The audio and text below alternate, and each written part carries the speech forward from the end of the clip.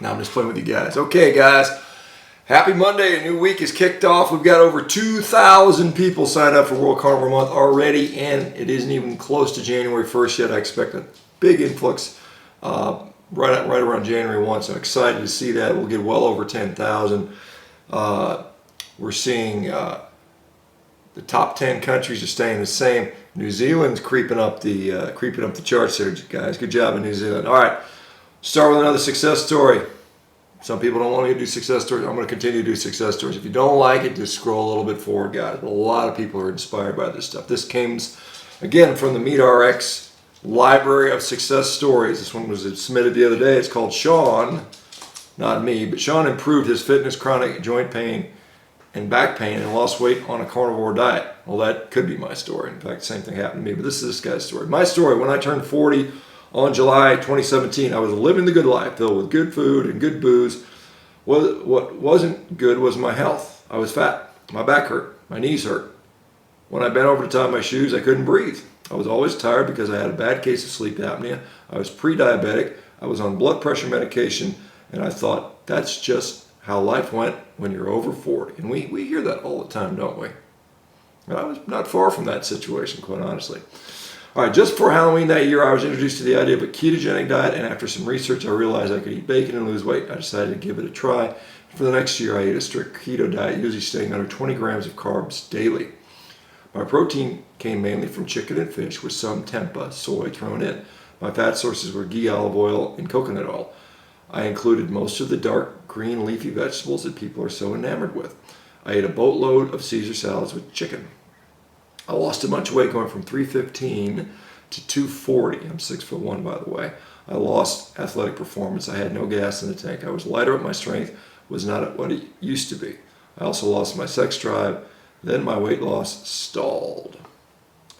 I decided to take a hiatus from keto and just watch my calories. I gained some weight back over the holidays and decided to go back on keto in January of 2019 and saw no changes. In March 2019, I stumbled upon Dr. Ted Naiman, Dr. Paul Saladino, and Dr. Shawn Baker in the Carnivore Way of Eating. That month, I decided to give it a try despite the objections of my girlfriend and my mother, a retired RN. I did make my mother a promise to get my labs done monthly to ensure I wasn't killing myself. In the first month, I saw my strength and sex drive come back with a vengeance. I went from being able to do 0 pull-ups to 8. Now I usually eat once a day, OMAD, and fast for the rest. Here's what I've seen. Weight is down to 220, 3 pounds of visceral fat as of June 2019. Bench press and deadlift are now up over 300 pounds. Allergies are gone, asthma is gone, blood pressure is awesome and I'm off medication, sleep apnea is gone, snoring is greatly reduced, my knees and back don't hurt, testosterone levels are great, are awesome, thyroid is working great. Basically, I'm 42 and I feel like I'm 22. Now here's a super cool part. Also, after seeing my lab results each month, my parents made the decision to go carnivore in June. For my mother, it has been about losing weight and breaking her carb addictions. For my father, he did it to beat a cancer he's been fighting since 2013.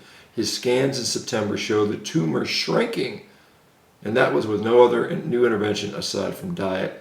And then here are a photo of Shawn before and then after.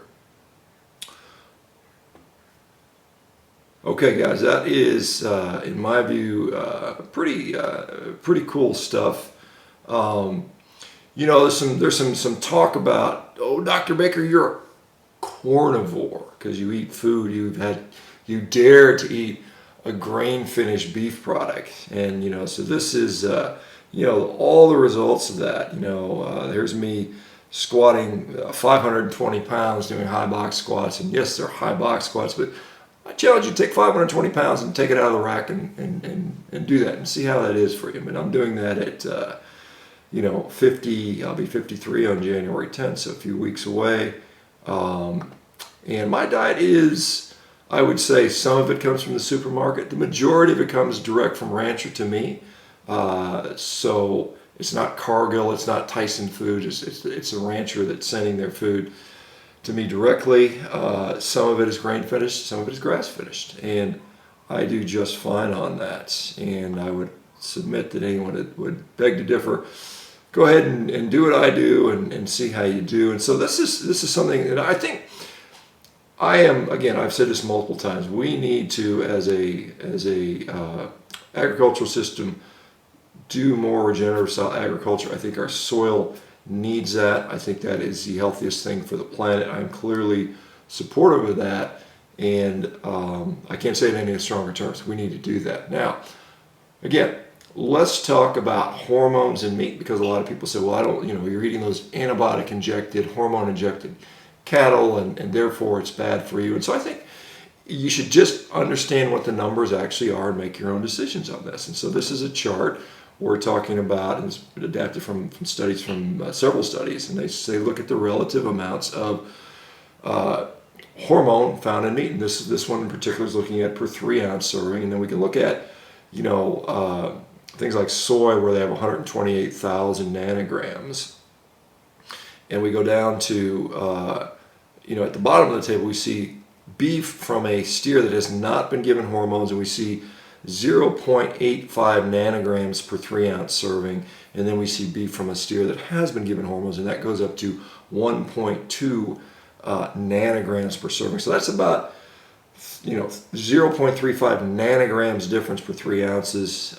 If we look at that and we say, well, that's a little more, still a tiny amount, and then we compare it to eggs, which contain 94 nanograms, nearly 100 times as much. So if you're going to say, I'm going to avoid beef that's been implanted because I'm worried about hormones, then you should never, ever, ever eat an egg again. And it doesn't matter if the egg has been pastured or how it's been fed. The other thing, and it's not on this chart, but organ meat is also much higher in hormones. And so just put the real numbers into context here when we're talking about those things, because I think that's important to actually know what the numbers are. This is another study, same sort of thing, some of the same data derived from a few other studies, and this is looking at 500 grams, or about a pound of beef. And this one they found that a non-implanted steer has about 5 nanograms, and an implanted steer has about 7 nanograms. And again, milk has 32, butter has 310, eggs have 555, peanuts have 100,000, so on and so forth. And so we're seeing these minuscule amounts from the beef. The beef is just not a particularly concentrated source of hormones. Much more in milk, much more in butter, much more in eggs, and again, higher in organ meat. So if you guys are worried about the hormones, you should know those things. And then just to put it in better perspective, here's another chart that shows you, again, similar stuff. I think this is an 8 ounce serving here. Implanted steer, 3 nanograms, non-implanted steer, 2 nanograms. It's all about the same, a slightly fraction more. And then what does a normal man make per day?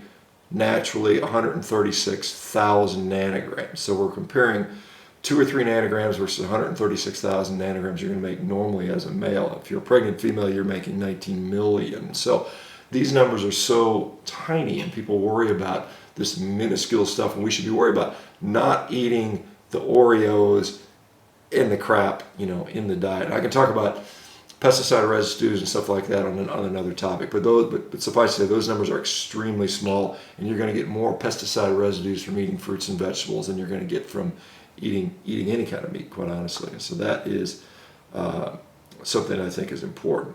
All right, so the topic of the day: are vegetables poisonous? Okay, well, let's hear what again, another clip from Joe Rogan, Pavel Tsatsouline. Let's see what they have to say on that particular topic. About vegetables. Vegetables is just kind of a necessary evil. I do eat them. What's necessary about them? This is an interesting point. Same doc, Nick Lane, did some research and summarized some other research. Like, why are fruit and vegetables good for you? And the party line is the antioxidants. And they almost convincingly concluded that's not the case. Because if you just try to isolate antioxidants, just give it to people, they don't have the same effect. So the current theory, it's quite, and it's very likely it's true, is the plant toxins pretty much promote hormesis. Hormesis pretty much resistance against stuff. So it's pretty much mild doses of poison that you take to make yourself stronger. So that's most likely what these things are good for. Yeah. Okay, what Pavel is basically saying is looking at the research, and this is what I've seen, that, this myth about taking in antioxidants from your food as to having any beneficial effect is largely BS, although the people that make the little smoothies and the antioxidant foods are going to continue to pepper that all over the food, making these claims when the claims basically are not supported. Remember, these phytonutrients, these things that we're told are good, they are not nutrition for us. They don't provide us any nutritional benefit at all. We don't need them. We need amino acids, we need essential fats, we need vitamins and minerals. Phytonutrients do not provide any of that. The only sort of perceived benefit now at this point is they are mild toxins, right? They are mild toxins that induce a hormetic effect. That is to say, they kind of make us a little more resilient to other toxins, right? And so that may be their only benefit. Now, realizing that toxicity can have deleterious effects other places in the body. We see this classically with goitrogens, where it causes thyroid issues for people potentially. We see polyphenols block the absorption of amino acids and essential fatty acids, things we actually need. So there's negative things that come with these mild poisons. We can say that, do we need to poison ourselves slightly to be tougher? Are there other things we can do? Do we have to eat the vegetables to get this effect? Well, the answer clearly is yes, we can do a lot of other things to still provide a hormetic effect without the added toxicity or potential poison in other areas. And some of the most powerful ones are things like exercise. The study talks about exercise and hormesis. Heat is one of the more powerful things we can do. So getting out in the heat, going in a sauna, same thing with cold. Those things all induce a hormetic effect without the additional toxicity that we're getting from vegetables. And probably one of the biggest hormetic effects comes from caloric restriction. So not eating all the time produces one of the more powerful hormetic effects. So if you're eating a carnivore diet and you're eating infrequently, like most of us do, like for me, once or twice a day typically, you are getting the hormetic effects without the necessity to eat these vegetables. Okay, nutritional ketosis is also a hormetic, in this case a mitohormetic, and so it induces resilience in the mitochondria. So there are many ways to get this hormetic effect without eating vegetables. Okay. So are they a poison? Yeah, I guess they are. Are they bad for all people? Absolutely not, right? This is the point I've been making about this carnivore diet. You have to see how it benefits you. If you like vegetables and they don't mess you up, go ahead and eat them. I don't care. It doesn't bother me. But let's be honest about what these things are doing. Let's be honest about what's actually in meat when we're making these claims about what the numbers are, okay? So it's about results at the end of the day. Are you lean? Are you muscular? Are you functioning well physically? Is your coronary artery calcium scan zero like mine? Are you able to exercise at high levels like I can? Is that related to health? Absolutely it is. Don't let these people say, well, I knew a fit guy that was lean and had a heart attack. That is the absolute ridiculous argument. That's minority. That's like saying I know a 100-year-old smoker and promoting smoking, because there's an exception who does that. Most lean, fit, athletic, muscular people are at far decreased risk for diseases of all type, and they tend to have a higher quality of life, and they tend to live longer. Okay, so this is the lesson of the day. Okay, guys, sign up at meatrx.com for World Carnivore Month to be counted. We want your numbers counted. If you've been on a carnivore diet for 10 years, sign up. If you're still doing carnivore during January, sign up. We want to have an idea how many numbers are doing this, and we can track it year on year. This is the first year we've actually made an attempt to track it. And so the meatrx sign up, you go to the page, you click on the link. All you do is you fill out your age group, your male or female, and then you can put what country you're from. That's all we need to do to register you guys. Okay, guys, if you want to go beyond that and go around the page, check that out.